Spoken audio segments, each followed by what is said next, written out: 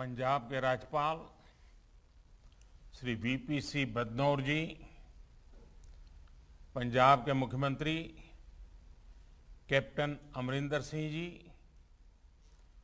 केंद्रीय मंत्रिमंडल में मेरे सहयोगी श्री जी किशन रेड्डी जी, श्री अर्जुन राम मेघवाल जी, श्री सोम प्रकाश जी, संसद में मेरे सहयोगी श्री श्वेत मलिक जी, कार्यक्रम में जुड़े सभी आदरणीय मुख्यमंत्रीगण, जनप्रतिनिधिगण, शहीदों के परिवारजन, भाइयों और बहनों, पंजाब की वीर भूमि को, जलियांवाला बाग की पवित्र मिट्टी को मेरा अनेक अनेक प्रणाम। मां भारती की उन संतानों को भी नमन जिनके भीतर जलती आजादी की लौ को बुझाने के लिए अमानवीयता की सारी हदें पार कर दी गई। वो मासूम बालक बालिकाएं, वो बहनें, वो भाई जिनके सपने आज भी जलियांवाला बाग की दीवारों में अंकित गोलियों के निशाने में दिखते हैं। वो शहीद कुआं जहां अनगिनत माताओं बहनों की ममता छीन ली गई, उनका जीवन छीन लिया गया, उनके सपनों को रौंद डाला गया, उन सभी को आज हम याद कर रहे हैं। भाइयों और बहनों, जलियांवाला बाग वो स्थान है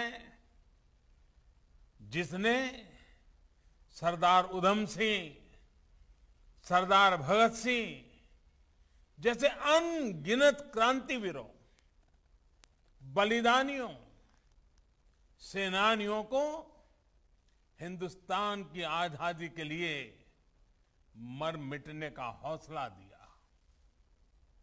13 अप्रैल 1919 के वो 10 मिनट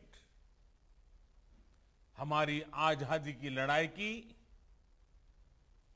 वो सत्य गाथा, चीर गाथा बन गए, जिसके कारण आज हम आजादी का अमृत महोत्सव मना पा रहे हैं। ऐसे में आजादी के 75वें वर्ष में जलियांवाला बाग का स्मारक का आधुनिक रूप देश को मिलना हम सभी के लिए बहुत बड़ी प्रेरणा का अवसर है। ये मेरा सौभाग्य रहा है कि मुझे कई बार जलियांवाला बाग की इस पवित्र धरती पर आने का, यहां की पवित्र मिट्टी को माथे पर लगाने का सौभाग्य मिला है। आज जो रेनोवेशन का काम हुआ है, उसने बलिदान की अमर गाथाओं को और जीवंत बना दिया है। यहां जो अलग अलग गैलरी बनाई गई हैं, जो दीवारों में शहीदों के चित्र उकेरे गए हैं, शहीद उधम सिंह जी की प्रतिमा है, वो सब हमें उस कालखंड में लेकर जाते हैं। जलियांवाला बाग नरसंहार से पहले इस स्थान पर पवित्र वैशाखी के मेले लगते थे। इसी दिन गुरु गोविंद सिंह जी ने सर्वदा भला की भावना के साथ खालसा पंथ की स्थापना की थी। आजादी के 75वें साल में जलियांवाला बाग का ये नया स्वरूप देशवासियों को इस पवित्र स्थान के इतिहास के बारे में, इसके अतीत के बारे में बहुत कुछ जानने के लिए प्रेरित करेगा। ये स्थान नई पीढ़ी को हमेशा याद दिलाएगा कि हमारी आजादी की यात्रा कैसी रही है। यहां तक पहुंचने के लिए हमारे पूर्वजों ने क्या क्या किया है, कितना त्याग, कितना बलिदान, अनगिनत संघर्ष। राष्ट्र के प्रति हमारे कर्तव्य क्या होने चाहिए, कैसे हमें अपने हर काम में देश को सर्वोपरि रखना चाहिए, इसकी भी प्रेरणा नई ऊर्जा के साथ इसी स्थान से मिलेगी। साथियों, हर राष्ट्र का दायित्व होता है कि वो अपने इतिहास को संजो कर रखे। इतिहास में हुई घटनाएं हमें सिखाती भी है और आगे बढ़ने की दिशा भी देती है। जलियांवाला बाग जैसी ही एक और विभीषिका हमने भारत विभाजन के समय भी देखी है। पंजाब के पश्चिमी और परिश्रमी और जिंदा दिल लोग तो विभाजन के बहुत बड़े भुक्तभोगी रहे हैं। विभाजन के समय जो कुछ हुआ उसकी पीड़ा आज भी हिंदुस्तान के हर कोने में और विशेषकर पंजाब के परिवारों में हम अनुभव करते हैं। किसी भी देश के लिए अपने अतीत की ऐसी विभीषिकाओं को नजरअंदाज करना सही नहीं है। इसलिए भारत ने 14 अगस्त को हर वर्ष विभाजन विभीषिका स्मृति दिवस के रूप में आने वाली पीढ़ियों को याद रखें, इसलिए इसे मनाने का फैसला किया है।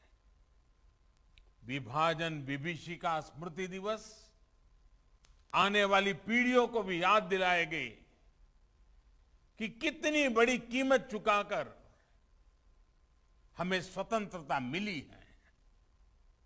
वो उस दर्द, उस तकलीफ को समझ सकेंगे जो विभाजन के समय करोड़ों भारतीयों ने सही थी। साथियों, गुरुबानी हमें सिखाती है, सुखू होवे सेव कमाणियां, अर्थात सुख दूसरों की सेवा से ही आता है। हम सुखी तभी होते हैं जब हम अपने साथ साथ अपनों की पीड़ा को भी अनुभव करते हैं। इसलिए आज दुनिया भर में कहीं भी कोई भी भारतीय अगर संकट में गिरता है तो भारत पूरे सामर्थ्य से उसकी मदद के लिए खड़ा हो जाता है। कोरोना काल हो या फिर अफगानिस्तान का वर्तमान संकट, दुनिया ने इसे निरंतर अनुभव किया है।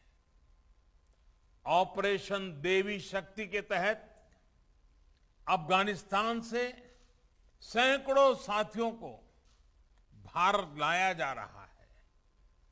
चुनौतियां बहुत हैं, हालात मुश्किल है, लेकिन गुरु कृपा भी हम पर बनी हुई है। हम लोगों के साथ पवित्र गुरु ग्रंथ साहब के स्वरूप को भी शीर्ष पर रखकर भारत लाए हैं। साथियों, बीते वर्षों में देश ने अपनी इस जिम्मेदारी को निभाने के लिए जी जान से प्रयास किया है। मानवता की जो सीख हमें गुरुओं ने दी थी, उसे सामने रखकर देश ने ऐसी परिस्थितियों से सताए हुए अपने लोगों के लिए नए कानून भी बनाए हैं। साथियों, आज जिस प्रकार की वैश्विक परिस्थितियां बन रही है, उससे हमें यह एहसास भी होता है कि एक भारत श्रेष्ठ भारत के क्या मायने होते हैं। ये घटनाएं हमें याद दिलाती हैं कि राष्ट्र के रूप में हर स्तर पर आत्मनिर्भरता और आत्मविश्वास क्यों जरूरी है, कितना जरूरी है। इसलिए आज जब हम आजादी के 75 साल मना रहे हैं, तो यह आवश्यक है कि हम अपने राष्ट्र की बुनियाद को मजबूत करें, उस पर गर्व करें। आजादी का अमृत महोत्सव आज इसी संकल्प को लेकर के आगे बढ़ रहा है। अमृत महोत्सव में आज गांव-गांव में सेनानियों को याद किया जा रहा है, उनको सम्मानित किया जा रहा है।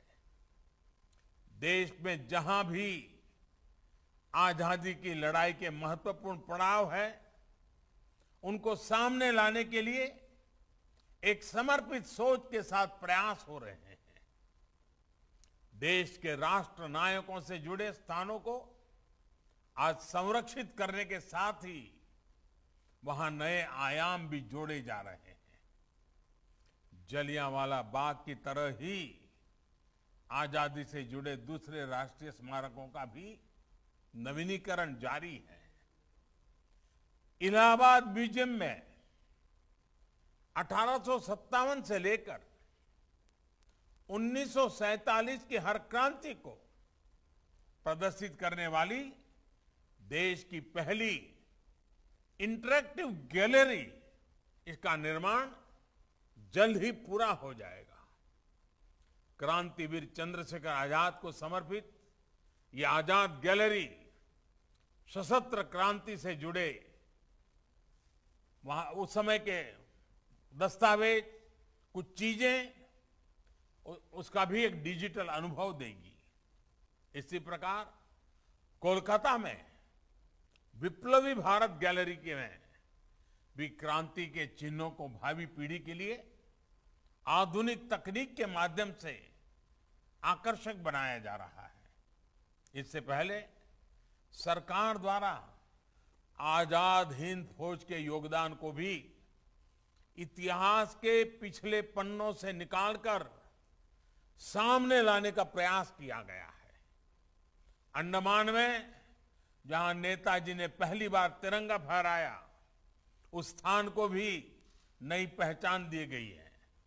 साथ ही अंडमान के द्वीपों का नाम भी स्वतंत्रता संग्राम के लिए समर्पित किया गया है। भाइयों और बहनों, आजादी के महायज्ञ में हमारे आदिवासी समाज का बहुत बड़ा योगदान है।